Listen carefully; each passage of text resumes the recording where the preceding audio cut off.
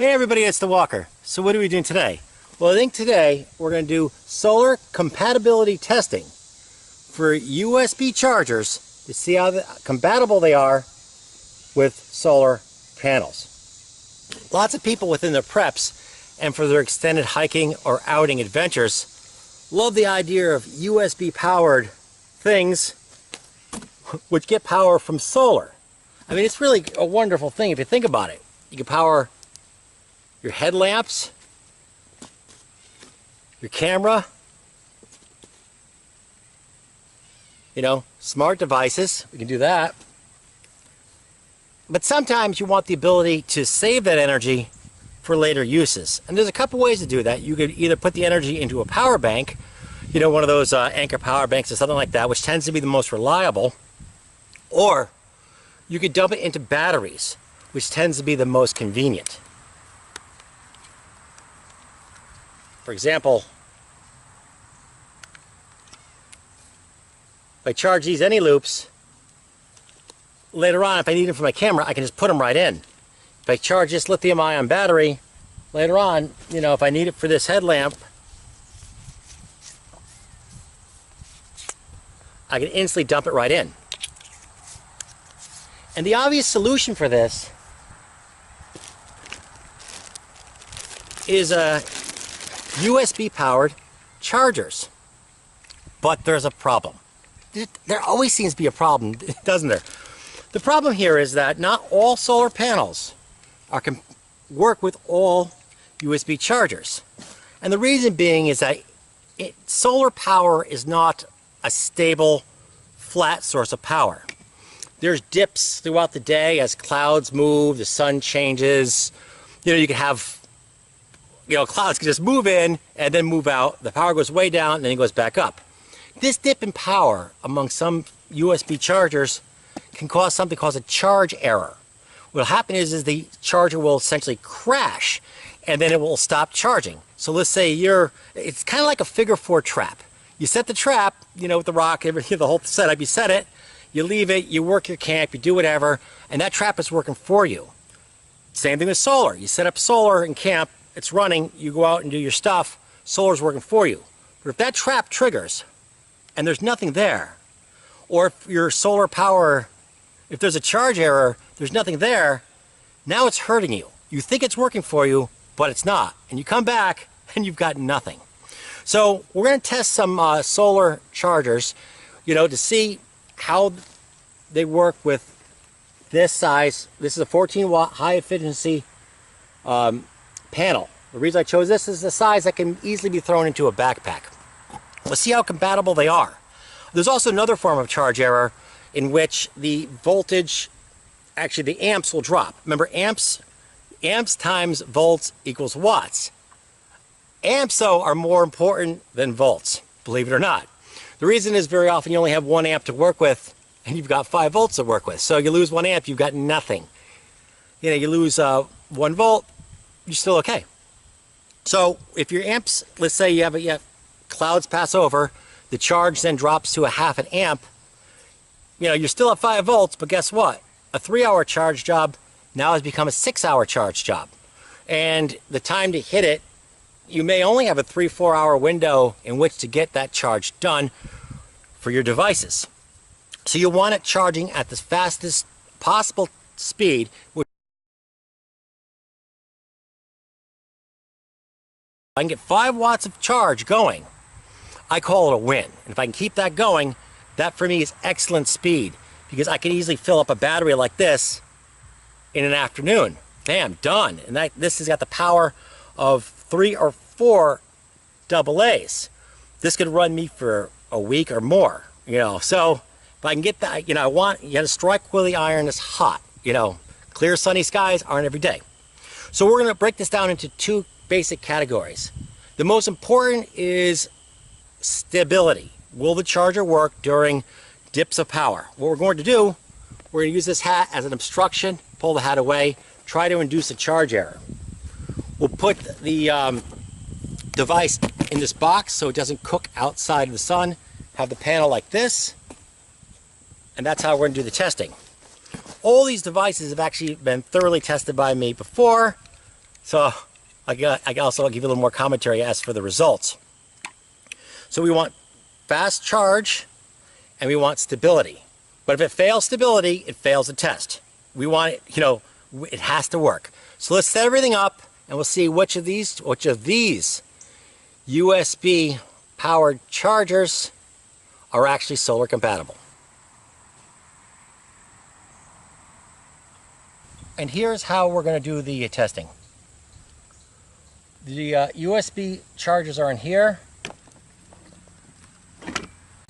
We're doing the measurements over here. And we use a hat to obstruct the 14-watt high-efficiency solar panel as if clouds were passing over, and see if it can trigger a charge error. Up first is the Olight universal charger. We're all going to use the same battery if possible.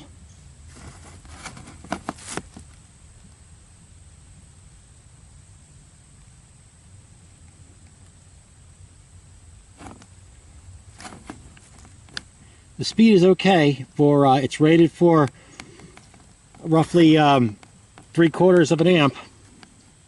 So speed's good. It's not the 1 amp, but that's the rating for it. Let's test for, there we go. See if we get a little more speed out of that. Okay, so the speed's right where it's supposed to be. Let's obstruct the panel. See if we can induce a charge error.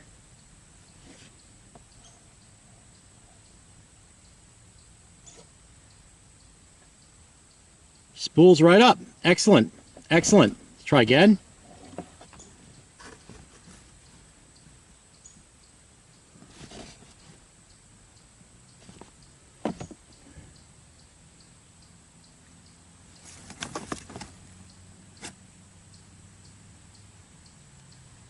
There it goes. It goes right back again. Good. There it goes. That's fully, that's how it charges. So that's 1/4 amp, but that's what I would expect to get from a AA. Do obstruction. And it begins its sequence again. Perfect. Okay, so the Olight universal charger USB passed the test. Up next, Goal 0, Guide 10 Plus.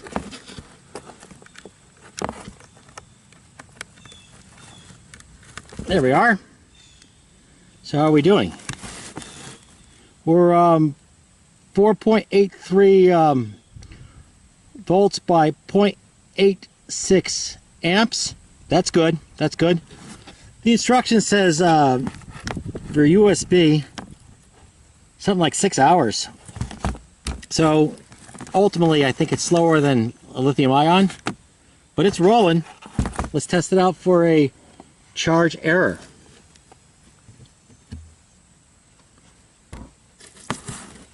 And we're back online. Test that again. Went offline. Back online. My testing has shown this to be absolutely utterly reliable, and I've tested this one a lot. This one is totally reliable. I've never been able to induce a charge error from this. You pass. Up next, Nitecore UM10 shows this battery is roughly 9% full. How would you have here? We've got 5 volts by nearly 0.8 of an amp. That's good. Let's do an obstruction. Obstructing the panel. Oh, no, no, no, no, no. That is an error. See that? EE, charge error.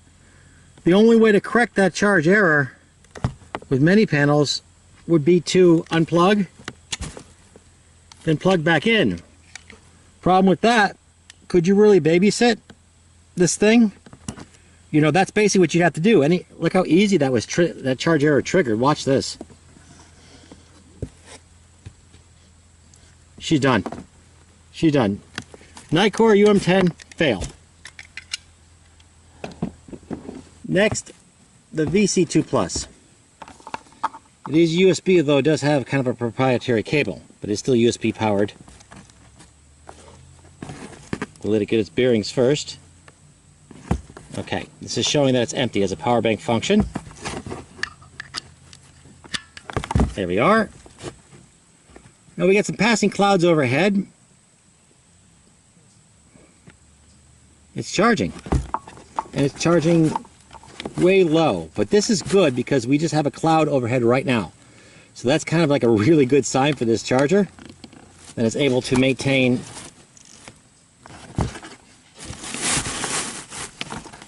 we got some real serious clouds just went over. So we know this can hang on. We'll just have to wait till the clouds pass over. Look at that big cloud right there. That's what we're talking about. You know, for things that produce charge errors. Otherwise, clear sky, cloud like that. You know, some chargers, like that Nitecore UM10, that would be it. You'd be away from camp, you know. Sun's back out. We're charging at a 1/2 amp, you know. We don't have to do a hat obstruction test for this one, I'll tell you.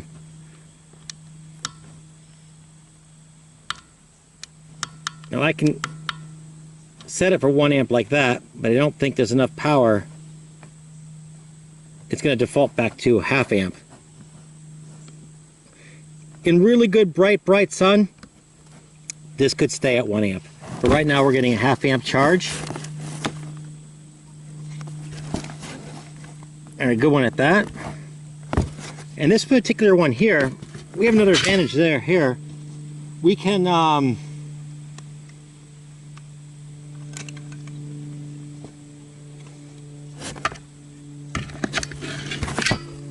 do double A's with this.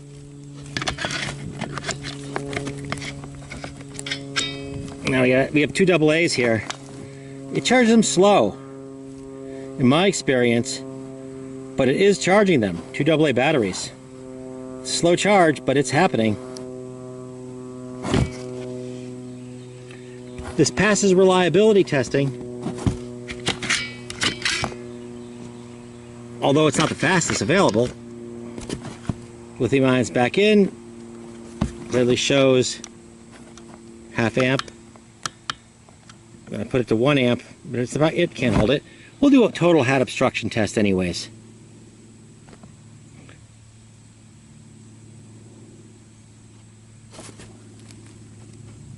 Perfect. We're back in business, just like I thought. My little hat test can't beat the cloud test. The real thing, and this thing passes all the way. So, not the fastest, but highly reliable. Up next is the K2. There we are. This is charging right now at a 1/2 amp. So we'll see, we'll put pretty close to 1/2 amp too. Pretty darn close. So we'll put an obstruction.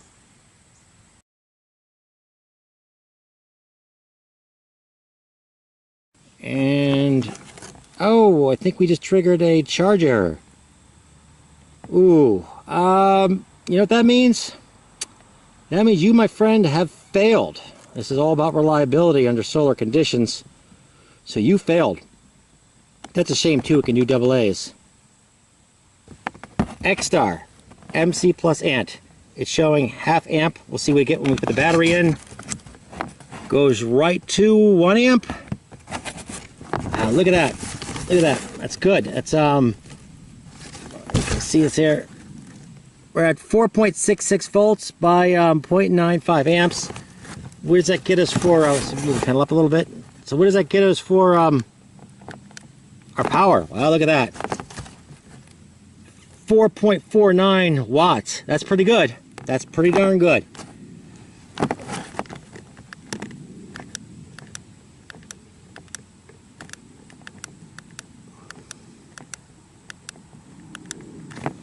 Look at that. That's really good. So we're good on speed. It's clearly showing 1 amp right there. Let's do some obstructions. Okay, so it jumped back to 1/2 amp, but we almost have it totally obstructed. All right, so looks like it triggered a slight type charge error where it wants to go back to a 1/2 amp. There it is. So it was at 1 amp. We have obstruction. It reboots at 1/2 amp, but still it rebooted, no problem. Let's try it again.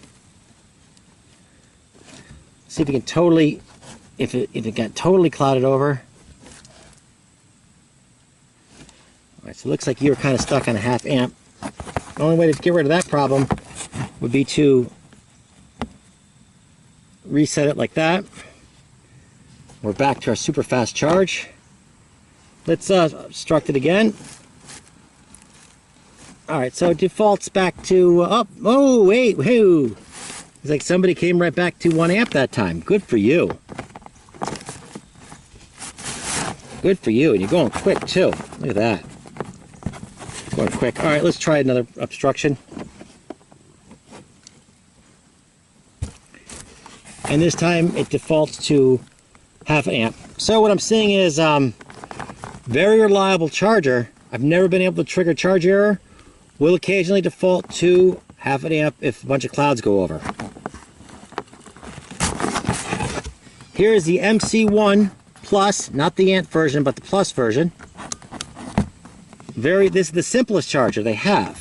All it has is a simple light. Show me it's charging. We're at 4.67, actually it's 4.7 volts, 0.91 amps. That's perfect. That's really good. Let's do an obstruction, and we're dropping the power. Lift it. Yep, right back. Snaps right back to the 1 amp charge. Do it again. Snaps right back to the 1 amp charge. Slight. Look at this. And even tenaciously, I'm just now doing a partial cover here. Look how tenaciously it hangs on to life. Look at that. Snaps right back. Not only is this a fast charger, but it also very, very reliable for a 1 amp charge. Awesome. Up next, PIXO. There we go. Charging at a little over 5 volts, 0.69, 0.7 of an amp. That's pretty quick for AA batteries. That's really quick.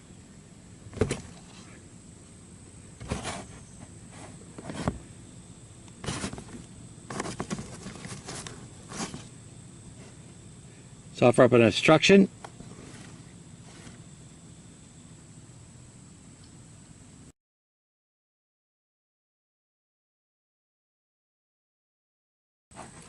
Well, it's doing pretty good.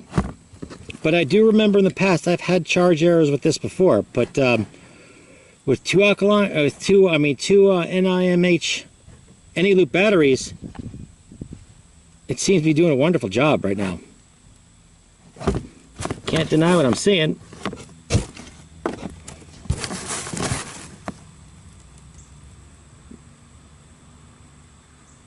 Pretty darn good.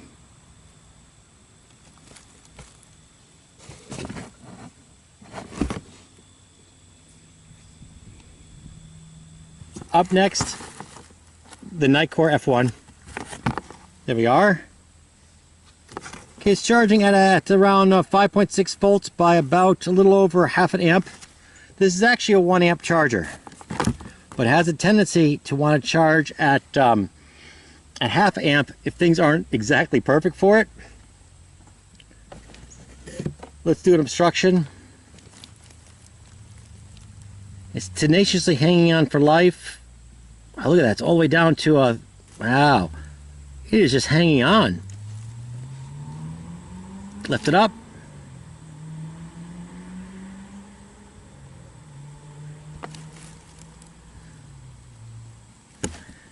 My testing has shown the Nitecore F1 to be incredibly reliable. The only problem is a lot of times it'll want to default to 0.5 amp unless conditions are really perfect for it and the panel's a little bigger. So that's the only downside. A little slow in the speed, but high in the reliability. But it can definitely at times charge at 1 amp.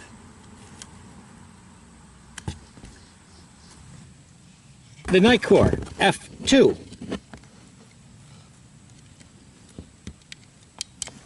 There we go. Okay, so it's charging one battery at very good. Whoop, looks like it defaulted to a 0.5 amp. All right, so but it's still charging it. Let's see how it works at obstruction. Oh, it went down. Went down. Let's lift it up. And reboot. Oh, it looks like at this time it got a 1 amp charge. Oh, back to 0.5 amp. This is actually a 1 amp charger if you can hold it. Let's keep the obstruction here for a while.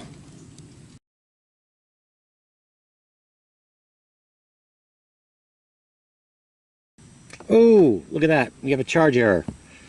I know from experience that if I obstruct the panels, even partially for, let's say, a minute, it will induce a charge error in the F2, and it's fatal. That's it. It just goes right offline. So, you know, like a bunch of clouds lasting like a minute, we'll throw it right offline, and then have to unplug it and plug it back in.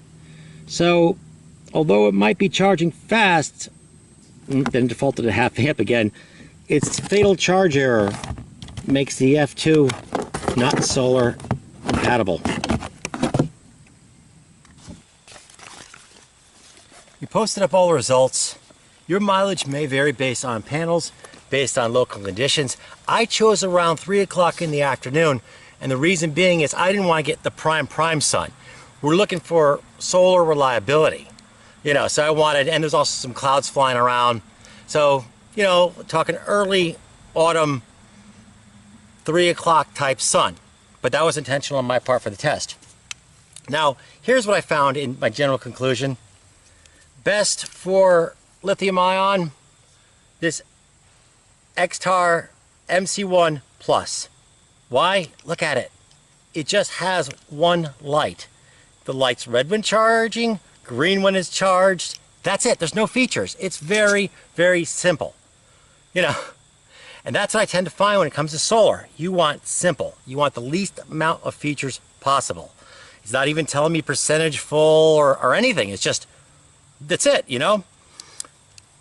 For AA batteries, you know, this Guide 10 Plus, it's a primitive charger. I mean, it can't even charge. I had to put all 4 batteries in. It can't even charge them like 2 at a time, you know, or 1 at a time. It needs all 4. It does have the additional feature of being a power bank, but it's a pretty primitive charger. I think there's a light on there too. Is there a light? Yeah, it's got a light. But there's not a lot of features on it. It's not telling me percentages full, you know, or anything like that. So it's pretty primitive, but it works pretty well. A good all-around one, I think it's this Olight universal charger. You know, it'll charge one AA battery or AAA battery pretty good. You know, for non-lithium ion, it'll charge a lithium ion battery pretty good. I've never had a charge error. I get to 3/4 of an amp whenever there's enough power to do it. So, and it's very small for your preps and bug out. So that's it. These are my 3 picks, but maybe one of those others has a feature which will work better for you. So that's all there is to this. If you like what you've seen, give me a thumbs up, hit the subscribe button, and y'all have a great day.